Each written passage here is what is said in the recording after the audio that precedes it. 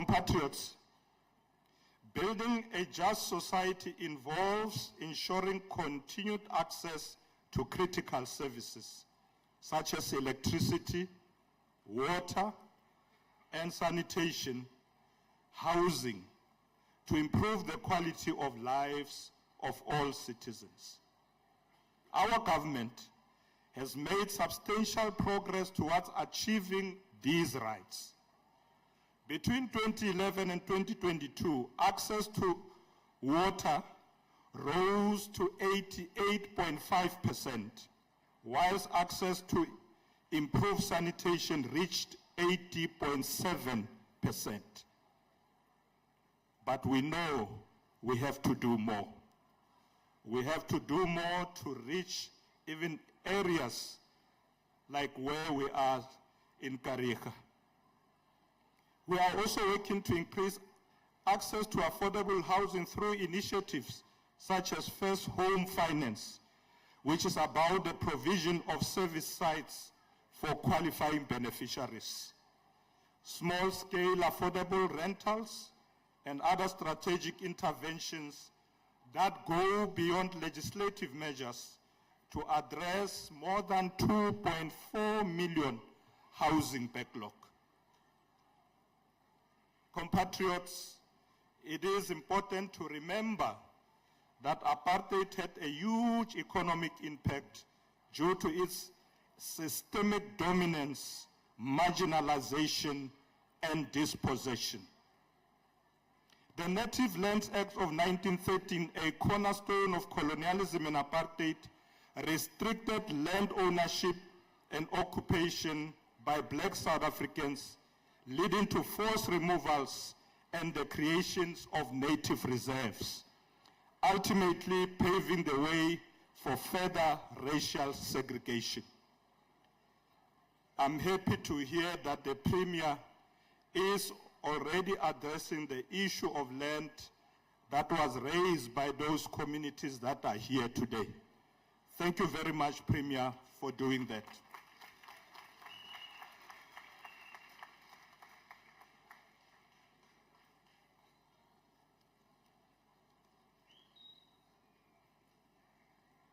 Program Directors, our land reform agenda is therefore a crucial step towards healing the historical wounds of the past, as it acknowledges that land dispossession remains one of the most lasting and difficult legacy of that era.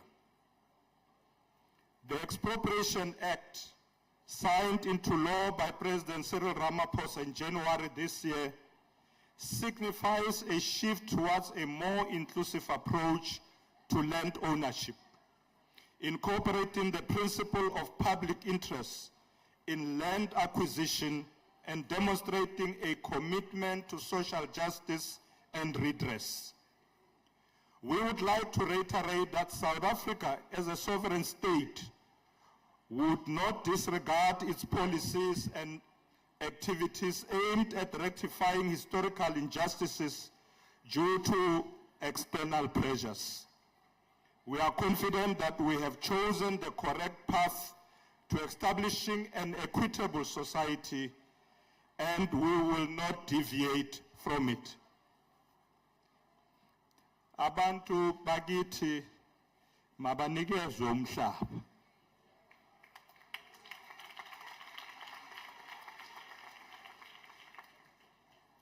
Abantu bakithi mabanikezwe umhlaba ukuze bazolima bakhe nezindlu kulowo mhlaba.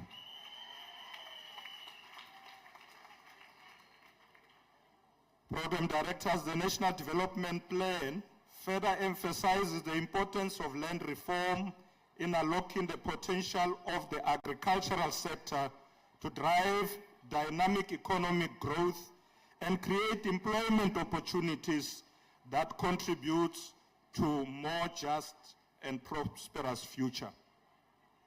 Siyazi ukuthi baninzi abantu abahlala ezilalini, in rural areas, they need land for agriculture. They want to be farmers. So let's make sure that they get the land so that they can farm. It also necessitates robust and accessible infrastructure that connects communities and empowers citizens. Adequate infrastructure that connects communities and empowers citizens is very important as we move forward with our programs, but also protecting human rights and fostering a more equitable society. While we acknowledge the significant infrastructural backlog that have hindered progress in this area, the 940 billion rands allocated to infrastructure over the 3 years, along with 102 billion invested in current projects in infrastructure fund portfolio, will be crucial in addressing these shortcomings. Nemvelo, Minister of Finance, Ote in the next 3 years, uzawi spend le mali. 940 billion is close to R1 trillion. Uzawi spend in economic opportunities, supporting infrastructure so that our people can get jobs. Compatriots, the significance of these funds will ensure that we invest more in water and sanitation infrastructure, human settlements, building houses, renewable energy, recreational, heritage and maritime infrastructure, upgrading roads, refurbishing state-owned infrastructure, and health facilities, to mention but just a few. Our social justice strategy must focus on equipping citizens with the knowledge and skills necessary to access opportunities and build a better life for all. In this regard, education is paramount. By strengthening our education system and addressing challenges such as scholar transport and malnutrition, we can create pathways for equal opportunities. In this regard, the full implementation of the Basic Education Laws Amendment Act 2024, known to many of us as the Bella Act, will promote early childhood development by optimizing and strengthening foundational learning. Ongoing efforts to increase access to education through mobile classroom and eliminate pit toilets. I heard someone was complaining earlier about pit toilets. So this law is going to help us eliminate those pit toilets.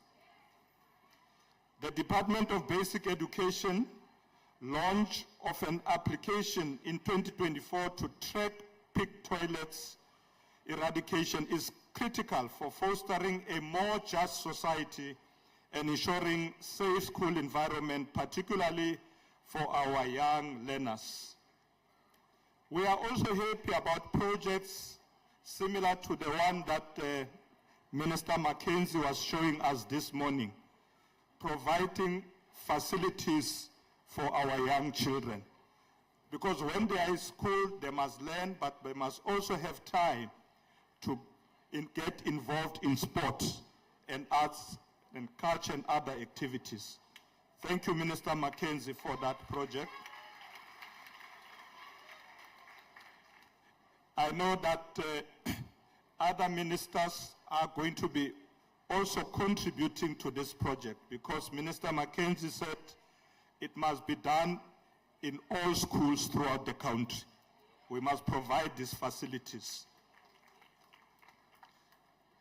Program directors, additionally, the Department of Basic Education is committed to ensuring quality education for all children, especially those in rural areas. The Department of Basic Education is also reviewing scholar transport policy to better accommodate learners with disabilities. The goal is to make education accessible and tangible for everyone, regardless of their social or economic status. We cannot achieve social justice without actively including and uplifting those who have historically been marginalized in our society. This imperative is pertinent when we consider the dimensions of poverty, inequality, notably the experiences of women in South Africa. We must acknowledge progress made in the urgent need to tackle gender-based violence. The Human Sciences Research Council first national study revealed the widespread nature of gender-based violence, impacting women's access to justice and highlighting the need for collective action. Addressing this crisis requires strengthening institutional capacity, especially within law enforcement agencies, and a comprehensive response. We acknowledge the recent findings of the Public Protector, highlighting administrative deficiencies in its report on gender-based violence. Our systems must indeed work for the people. The National Prosecuting Authority, the NPA, has high conviction rates for femicide, intimate partner femicide, and sexual offenses, demonstrating a strong commitment to justice. The National Council on Gender-Based Violence Act of 2024 further strengthens this commitment. Program Director, we must also urgently address the critical challenges in the justice system, including tackling DNA backlogs and expanding access to Zela care centers to ensure that survivors receive both support and justice. The 2022 Presidential Summit on Gender-Based Violence and Femicide highlights the importance of economic empowerment in the pandemic. Despite progress in women's representation in middle and senior management positions, particularly between 2019 and 2023, significant work remains to be done to achieve full gender parity. This requires sustained efforts to empower women economically and address the root causes of gender-based violence and femicide. Malibongwe. Malibongwe. Program directors to establish a society where all individuals can live with dignity, security, equality. We must actively challenge systemic inequalities that are harmful, or who have harmful norms that perpetuate violence against women and other vulnerable groups. We have noted that gender-based violence and HIV/AIDS are interconnected issues, disproportionately affecting all these vulnerable groups.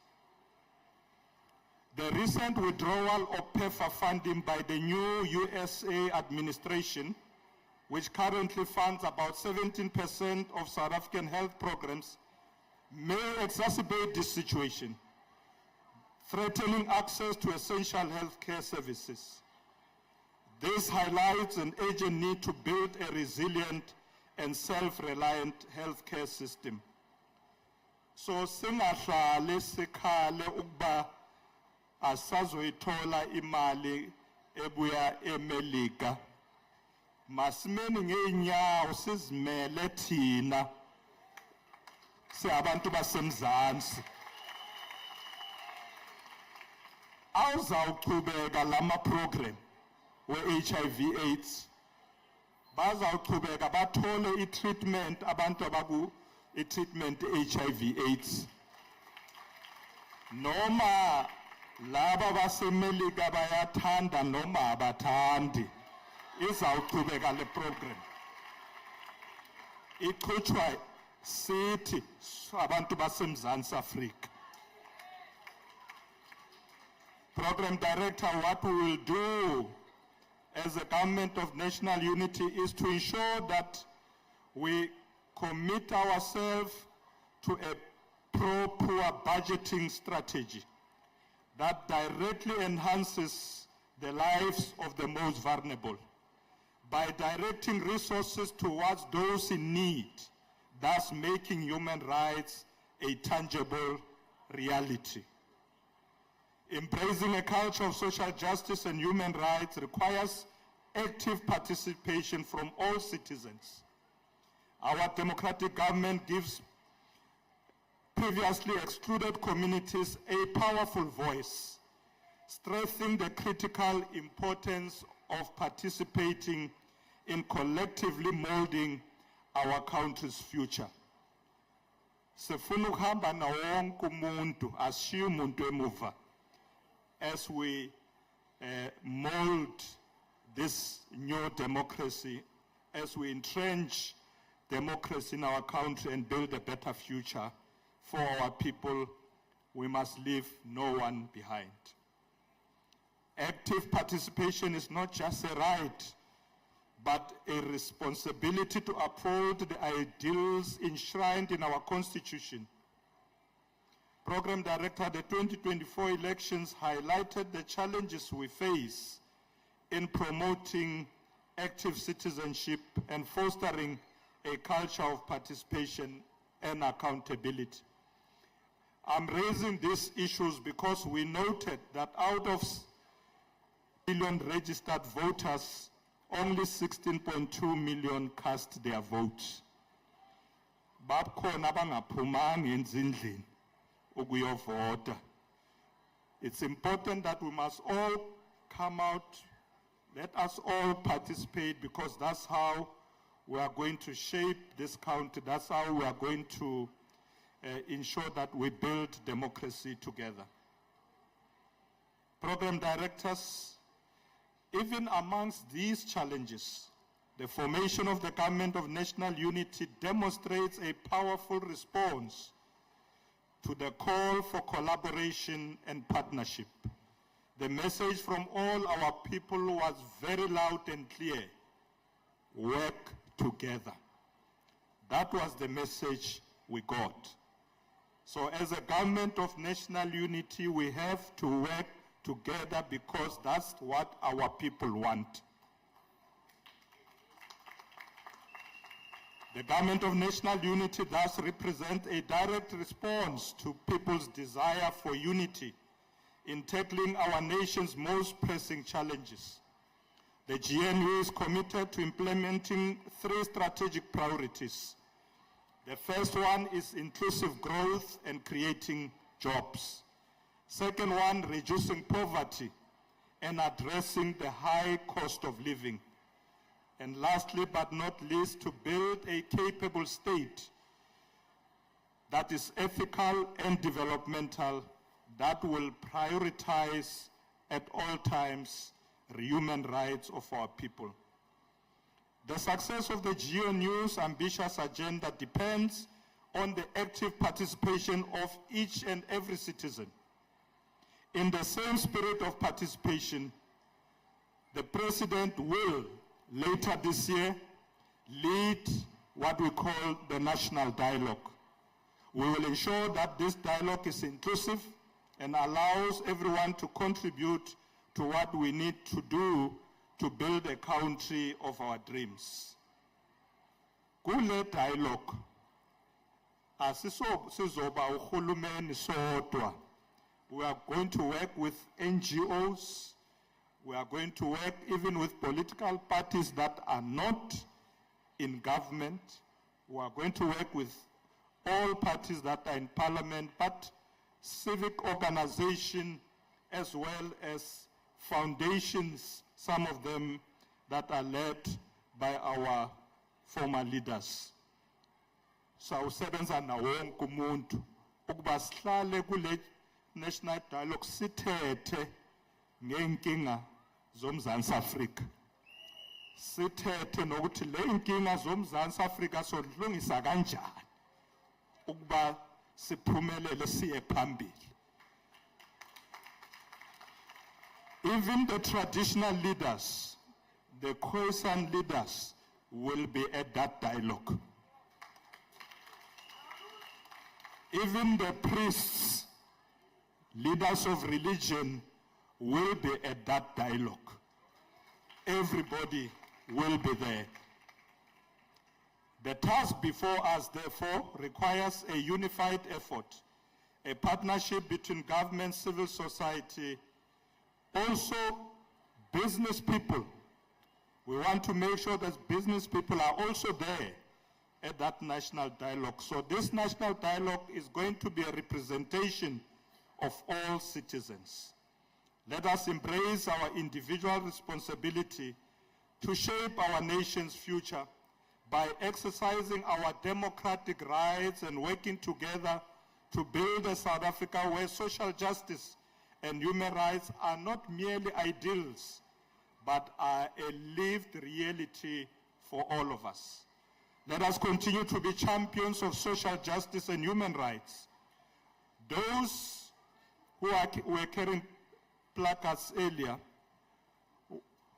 the Premier has already addressed them to say, work with us.